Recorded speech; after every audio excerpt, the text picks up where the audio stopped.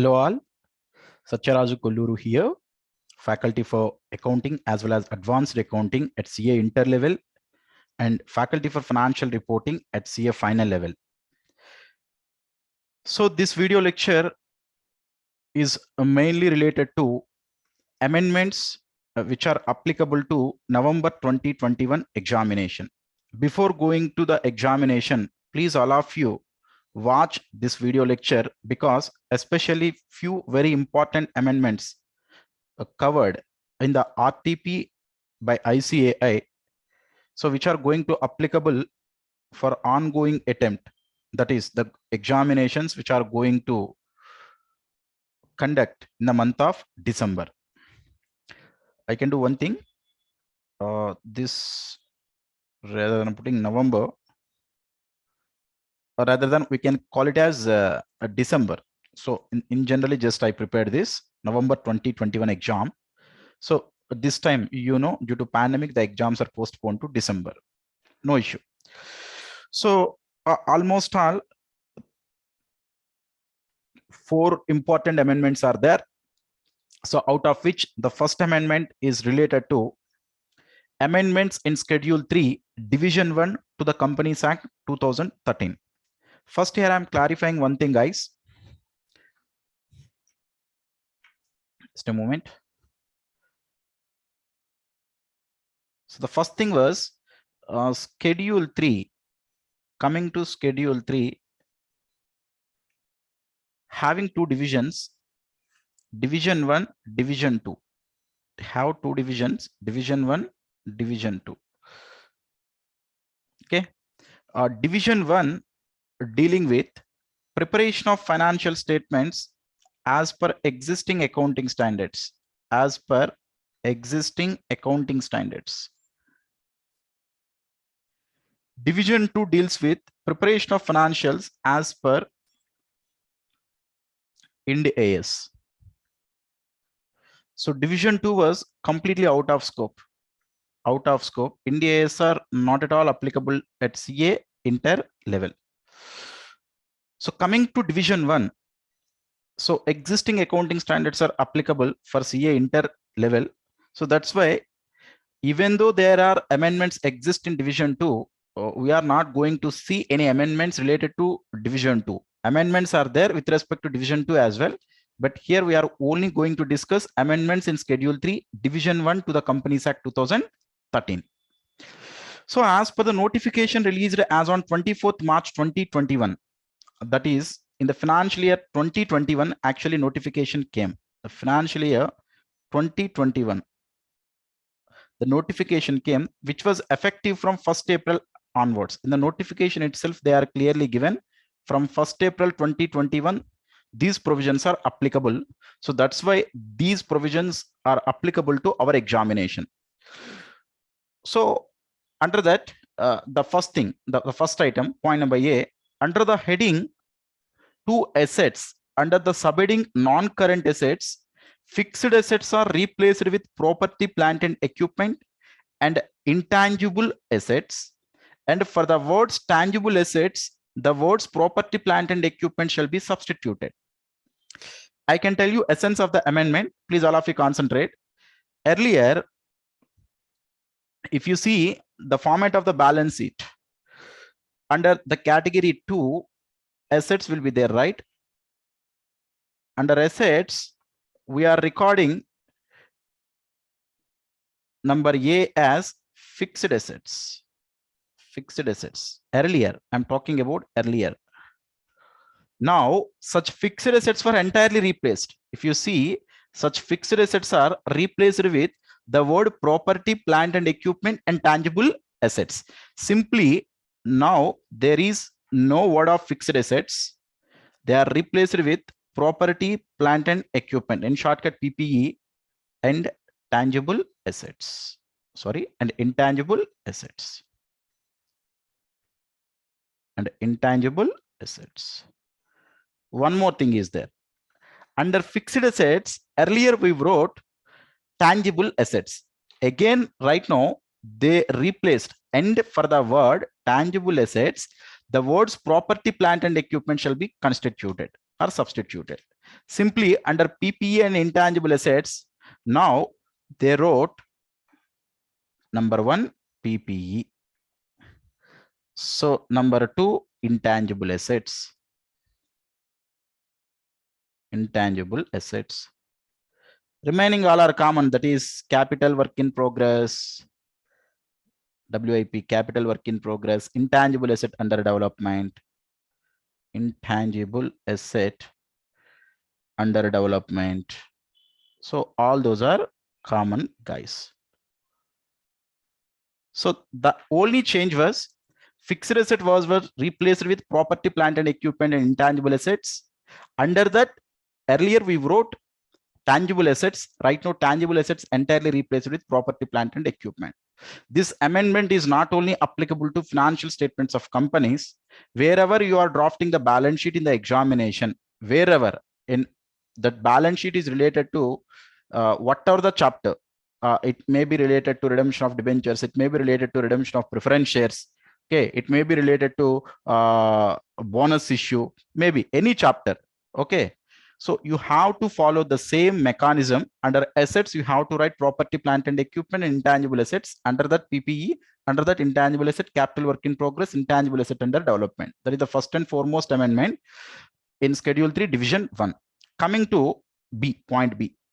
Company shall disclose shareholding of promoters as below. So that means under notes to accounts, you will write share capital, right? Just here I'm discussing about amendment number 2. Just a moment. This was amendment A, sorry, under 1A. So now I'm going to discuss amendment number B. What he is telling, a company shall disclose the shareholding of promoters as below. Here, where I have to mention this promoters contribution under notes to accounts. Under notes to balance sheet will be there, right? Under notes to balance sheet, you will write share capital note, right? Under share capital, you will mention authorized share capital, issued, subscribed, called up, paid up, all such things you are going to disclose, right? Apart from such all things, you have to disclose shareholding of promoters. You know who is the promoter, who ultimately started the business. Such a promoter had how much contribution in the total share capital in the following table, by representing the following table. That is promoter name, number of shares, percentage of total shares, percentage of change during the year. If any change, let us assume if you sold a certain investment to the other party, or if you purchased any shares from the outside market, any percentage of change is there, you have to represent. Just it is a further information. It is not that much of consequent amendment, but still you have to represent. Any promoter's contribution was clearly mentioned or clearly given in the problem, you have to clearly mention under notes to accounts. Next, one more important amendment, guys. This is very, very important amendment. Under the heading short-term borrowings, the following shall be inserted, namely current maturities of long-term borrowings. First, let me see what is the current maturities of long-term borrowings. Current maturities of long-term borrowings.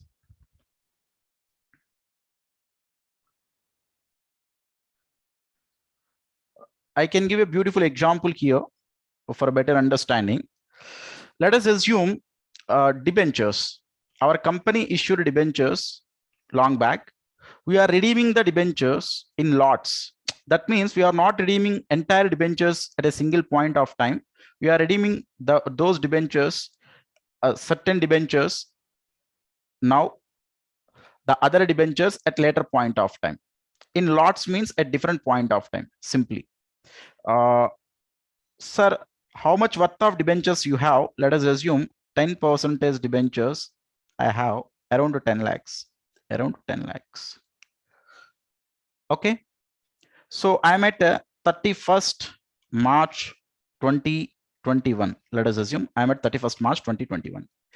In the next financial year, that is in the year 21-22, out of this 10 lakh worth of debenture, I'm going to redeem the debentures worth of 4 lakhs. I'm going to redeem the debentures worth of 4 lakhs.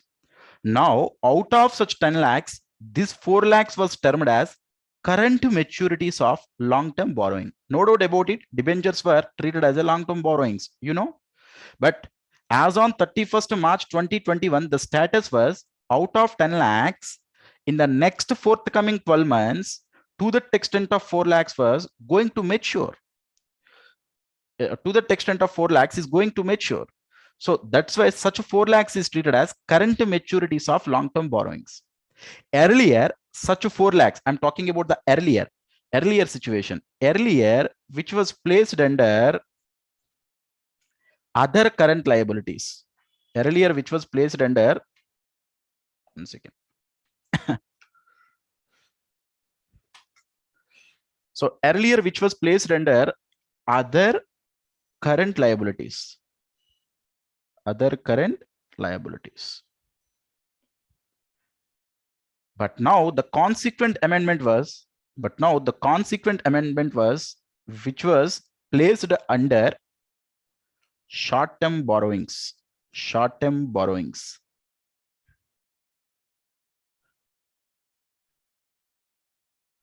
So which is very, very important amendment, guys. So related to current maturities of long-term borrowings, earlier was shown under other current liabilities, but right now shown under short-term borrowings. No doubt about it, it was related to a current liability. So current maturities of long-term borrowing is related to current liability. Current liability. The main head was not changed. The main head was not changed. The main head was current liabilities only. But earlier, under current liabilities, it was shown under other current liabilities, but right now it was shown under short-term borrowings. Now I will read, you can understand very easily. Under the heading short-term borrowings, the following shall be inserted, namely current maturities of long-term borrowings shall be disclosed separately, which was previously shown under other current liabilities. Hope you understand. So 3 important amendments which are applicable to November 2021 related to Schedule 3 Division 1. And the next amendment, guys, amendments in Schedule 5 to the Companies Act 2013. You know, Schedule 5 is related to managerial remuneration. So let us see the second amendment.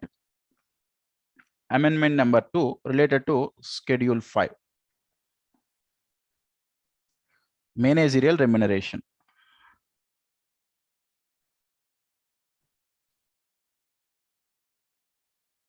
Yes, there are some amendments in managerial remuneration. Not that entire topic was not changed. Only very few amendments are there, except I am dealing now. Remaining all, except I am dealing now. Remaining all as it is continued by the Companies Act 2013. So that's why in my regular classes, what I thought related to managerial remuneration, all are applicable, except the amendments which are going to take place right now. Okay. Now let us see the first and foremost amendment.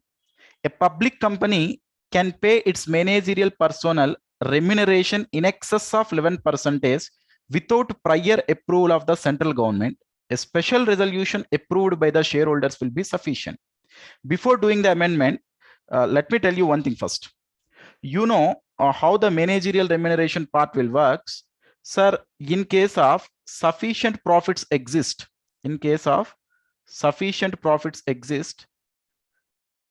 the maximum managerial remuneration will be payable should not exceed 11% of net profits. 11% of net profits, which are calculated under section 198. Am I right? You know, that is the overall limit. It should not exceed 11%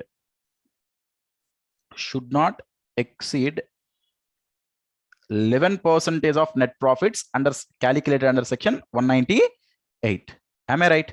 This is the ceiling limit which was given under Schedule 5 if company having sufficient profits. If at any point of time, if that public company want to pay in excess of the managerial remuneration over such 11% of net profits, earlier central government approval should be mandatory. That means if you take any public company, the overall managerial remuneration should not exceed 11% of net profits. But if it want to pay the managerial remuneration in excess of the 11% of net profits, then earlier central government approval should be required. But right now, without prior approval of the central government, that company can pay the managerial remuneration in excess of 11%. provided special resolution approved by the shareholders will be sufficient.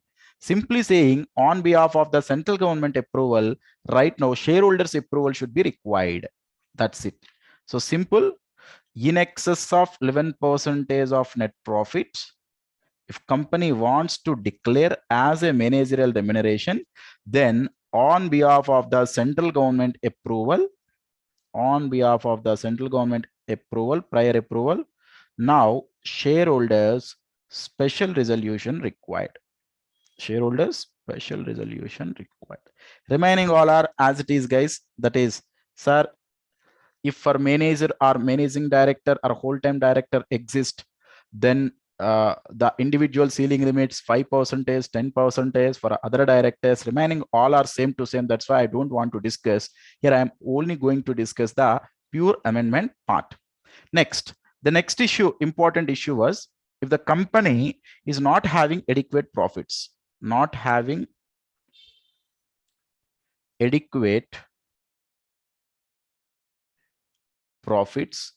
the company not having adequate profits, or else no profit situation, there are no profits at all, only losses, no profit situation, then based on effective capital, slab rates are there. Based on effective capital, we can pay the maximum managerial remuneration per person. Okay. So related to that amendment, related to that part, what is the amendment? Let us see. Please, all of you concentrate. Company has inadequate profits or no profits, where in any financial year during the tenure of managerial person or other directors, here they added the word other directors. Earlier, in case of not having adequate profits or no profits, the slab rates were discussed only for managerial persons. Sir, managerial persons means only for managing directors and whole-time directors and the manager, only for such persons. CFO, only for such managerial persons means who are form part of the management, who are taking daily regular, who are involving in the daily regular decision making process, the operations of the business. Those are only the managerial persons, right?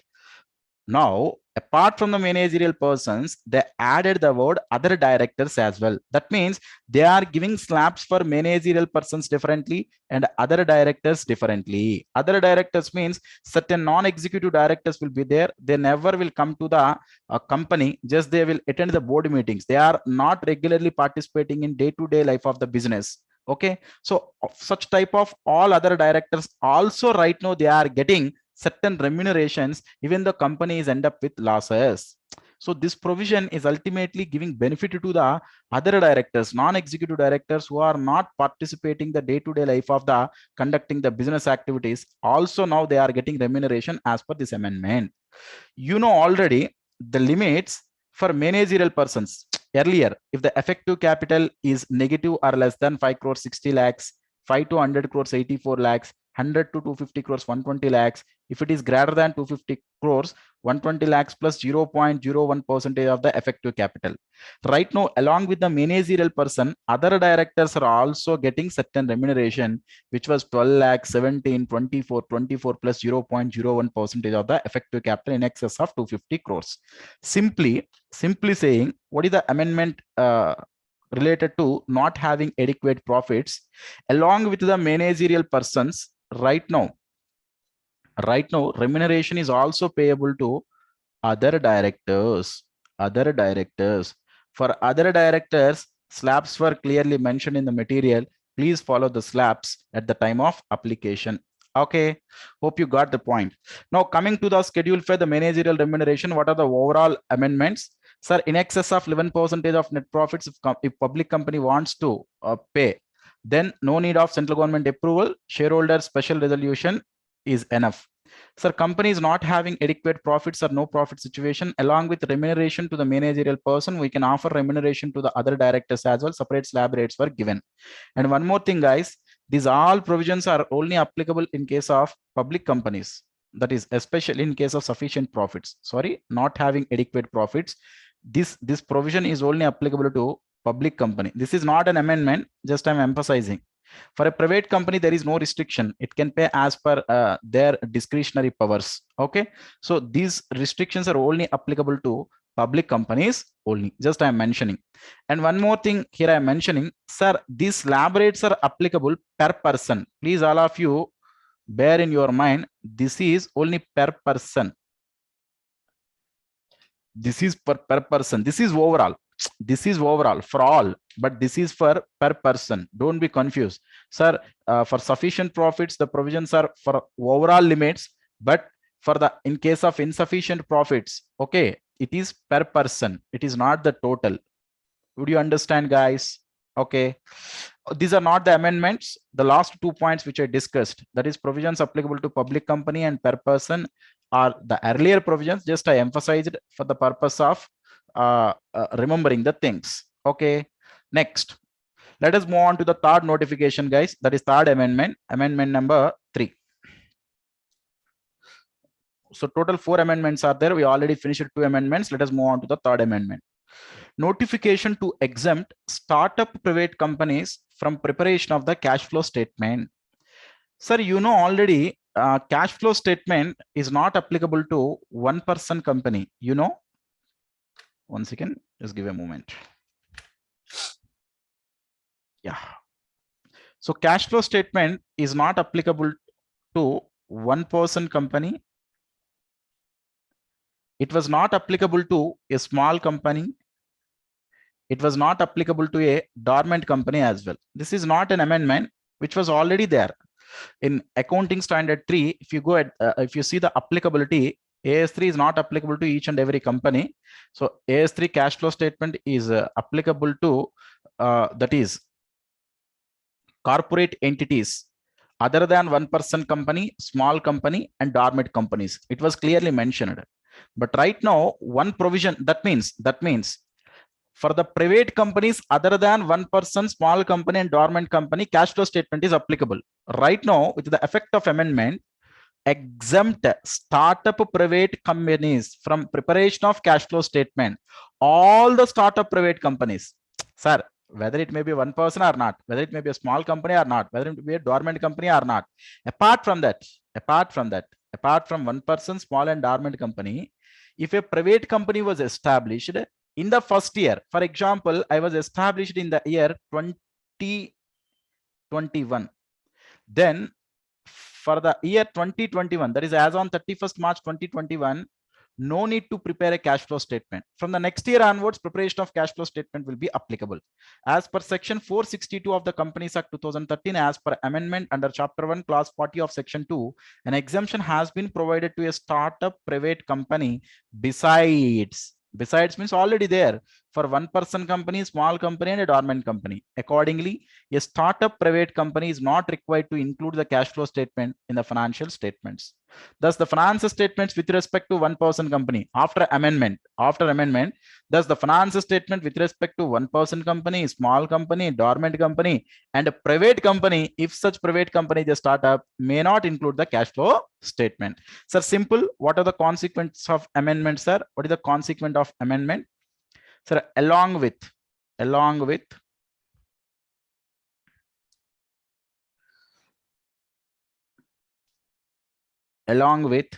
one person,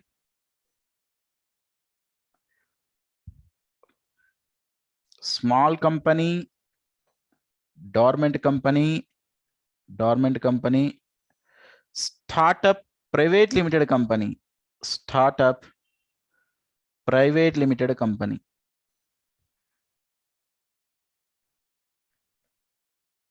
no need to prepare cash flow statement. So that is the effect of amendment, guys. So the last amendment, so please all of you participate, which is the last amendment. Sir, company share capital and debentures amendment rules 2019. This was already placed in my material and in the regular video lectures as well. So, but which was consequent amendment. So that's why I included here, which was included in the RTP as well. Okay. So company share capital and debentures amendment rules 2019. Sir, before going to the material, First, let me tell the brief part related to the amendment. What really happened? This is related to redemption of debentures chapter. Amendment is related to redemption of debentures.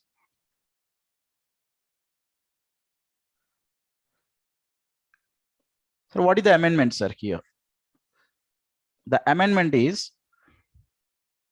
certain companies. This amendment is not applicable to all companies. This amendment is only applicable to certain companies. Sir, for which companies we will see through the material. Okay. Now, for certain companies who have the outstanding debentures, they have to maintain debenture redemption reserve,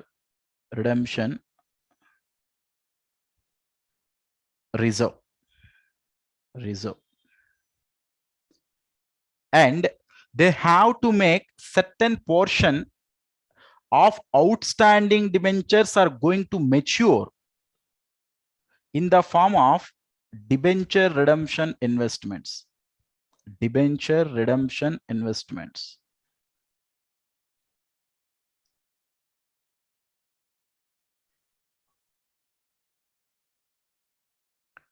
So right. So please all of you concentrate here. Sir, we should create debenture redemption reserve on outstanding debentures. That is, for example, as on balance sheet date, I have 10 lakh worth of debentures. Then how much worth I have to create in the form of debenture redemption reserve? Simply, that is out of profits only. Simply, I will debit P&L, I will credit debenture redemption reserve. How much worth I have to write? For that portion, just I am seeing here how much portion we have to record. That is 10% of the value of the outstanding debentures issued. That is, outstanding debentures was 10 lakhs. 10 lakhs into 10%, I have to create 1 lakh. So debenture redemption reserve should be created. How much percentage? That is 10% of outstanding debentures. Simply, that is the first and foremost amendment. Under the redemption of debentures, one more thing was there. Sir, out of the debentures matured during the year, that means how can I establish? I can tell like this. Please consider it, all of you. Sir, this is the year 2021. So now, as I am at 31st March 2021, in the year 2021, how much amount of the debentures going to mature? Sir, at the beginning itself, just I am telling, at the beginning itself, that is as on 1/4/2021, at the beginning itself, 10 lakh is there. Out of such 10 lakh, for the current year, let us assume 6 lakhs worth of debentures are going to redeem. That is mature. Simply nothing but going to mature. Then I have to invest out of such 6 lakhs to the extent of 15% in the form of debenture redemption investment. I have to invest to the extent of, just a moment. I have to invest to the extent of 15% worth of the debentures going to mature in the current year in the form of debenture redemption investment. Simply 6 lakh into 15%, that is equal to how much it is? 90,000. So 90,000 I have to make investment in the outside market in the form of debenture redemption investment. Now, please consider all of you. Now let us see. I already told you this portion or these provisions are not applicable to every company. These provisions are applicable to certain companies. So these provisions are applicable to certain companies. Debenture redemption reserve is applicable to certain type of companies. One second. Debenture redemption reserve is applicable to certain type of companies, and debenture redemption investment is also applicable to certain type of companies. Those are not a common set of companies. That is not a common applicability. Applicability is separate from debenture redemption reserve, as well as applicability is separate for debenture redemption investment. Let us see all such issues through our material. Please all of you concentrate, guys. Company share capital and debenture amendment rules 2019. As per rule 18.7 of the company's share capital and debentures amendment rules 2019, company should comply below provisions with respect to debenture redemption reserve and debenture redemption reserve investment. First, let us see debenture redemption reserve. Sir, who will maintain debenture redemption reserve? If you see, all are no DRR required, no DRR required. Here also no DRR required, no DRR required. Only here only it is given other unlisted companies, only DRR is required. DRR shall be 10% of the value of the outstanding debentures issued. Sir, for which companies which was applicable, sir? And simply I can put other unlisted companies. What are those other unlisted companies? We will see. So other means you have to know the remaining all, right?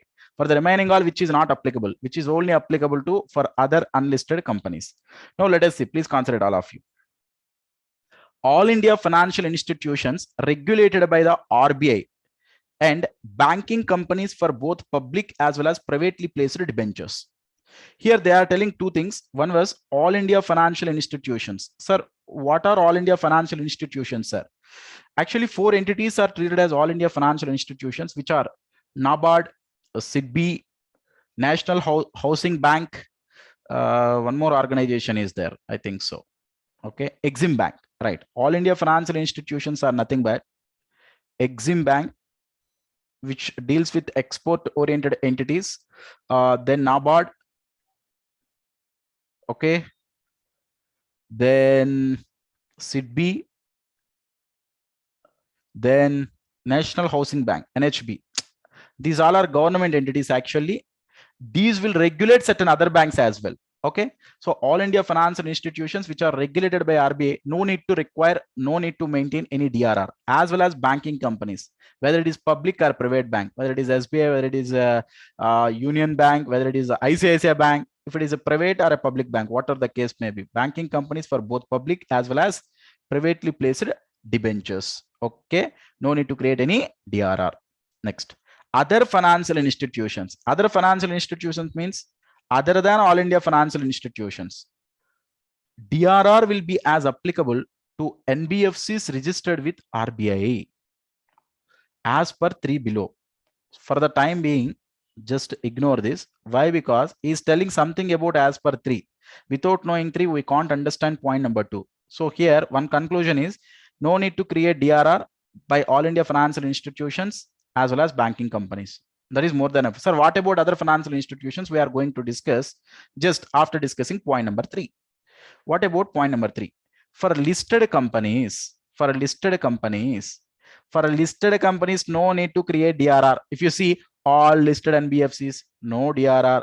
Other listed companies, no DRR. Simply for listed enterprises, whether it is NBFC, whether it is a listed company, whatever the case may be, no DRR.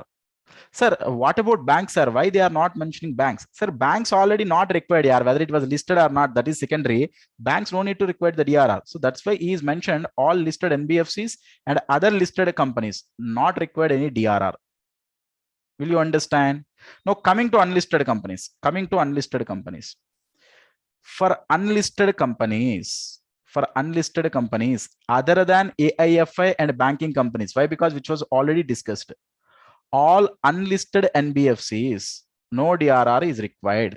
Okay, for unlisted NBFC, no DRR is required. Other than unlisted NBFC, all other companies, DRR should be required. I can put in this way for better understanding. Please concentrate here, all of you. Sir,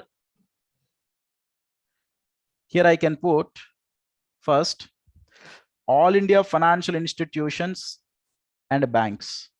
All India financial institutions and banks, simply no DRR, guys. No debenture redemption reserve. Over. Now coming to here, I am divided into listed and unlisted. Listed and unlisted. Again, listed, whatever it is, I don't mind. listed, whatever it is, no DRR. Now coming to unlisted, I'm going to divide it into two parts. That is unlisted NBFC, remaining all other unlisted. Sir, for unlisted NBFC, no DRR. For all other unlisted enterprises, that is 10% of outstanding debentures issued. We have to create in the form of DRR. This is related to companies for which the above provisions are applicable. Applicability to companies.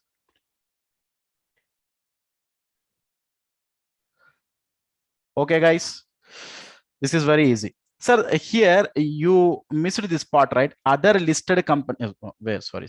Which one I missed? This one, right? Other financial institution. I missed it, right? What I missed, other financial institution, if it was listed, anyway, no need to create DRR. Other financial institution, if it is listed, no need to create any DRR. Sir, unlisted financial institution. Here, unlisted financial institution, if it is an NBFC, no need to create DRR. If such unlisted financial institution is other than an NBFC, then I have to create a DRR. That's why I missed out. Simply, you can ignore this point as well. No, don't bother about this. Simply follow this diagrammatic representation. It is final. What about the other financial institution? If it is a listed financial institution, no need to create any DRR. If it was an unlisted financial institution, you have to check it was an NBFC or other than NBFC. If it is an NBFC, no need to create DRR. If it is other than NBFC, you have to create DRR at the rate of 10% of the outstanding debentures issued. Now, coming to DRR investments, coming to debenture redemption reserve investments, here applicability is quite different, guys. The applicability is for all listed NBFCs, for all listed HFCs. HFC means housing finance corporations. Okay, all listed HFC, all listed NBFC, housing finance companies. Sorry, not housing finance corporation. It was housing finance companies, and all other listed companies other than AIFI, banking company, and other FIs, and all unlisted companies which are not NBFC and HFCs. Okay, for all which these provisions are applicable. It is very easy. Here, what he is telling, I can put like this directly. One thing here I can put for AIFI and banks. For AIFI and banks, no need to create no debenture redemption reserve investment. He already clearly told here, other than, no need to create any debenture redemption, no need of purchase of any debenture redemption reserve investments. Now, coming to listed and unlisted, here, listed and unlisted. If you see here, for all listed NBFC, for all listed housing finance companies, and all other listed companies other than this, that means for all listed enterprises, debenture redemption reserve investment is applicable. But here, no debenture redemption reserve. But here, for all listed enterprises, even though no need to create the debenture redemption reserve, they have to follow the second provision, which they have to make investment in debenture redemption reserve investment. Please bear that point in your mind, guys.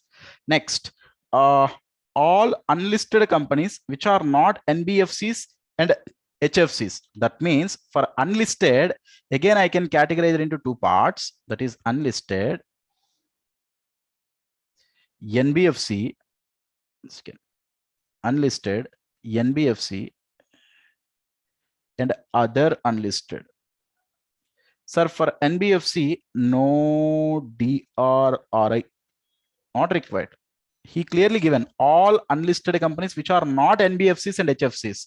So that's why no DRRI for NBFC or housing finance companies, whatever the case may be. For other unlisted, DRRI applicable.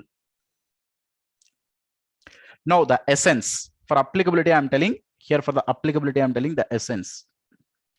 Concentrate, guys. No confusion. Sir, for AIFC and banks, no need to create DRR, as well as no need to invest DRR investments. For listed enterprises, no need to create DRR, but you have to adopt DRR investment provision. Coming to NBFC unlisted, no DRR, no DRR investment as well.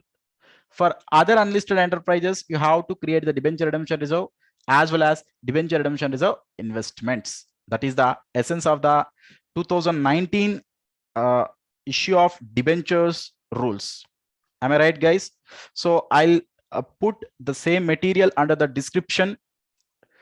Below the video of the description, you can download the material after watching the video or before watching the video as per your convenience. All the best for your December 2021 examination, guys. Bye bye. Signing off. CA Sacharaju Kulluru.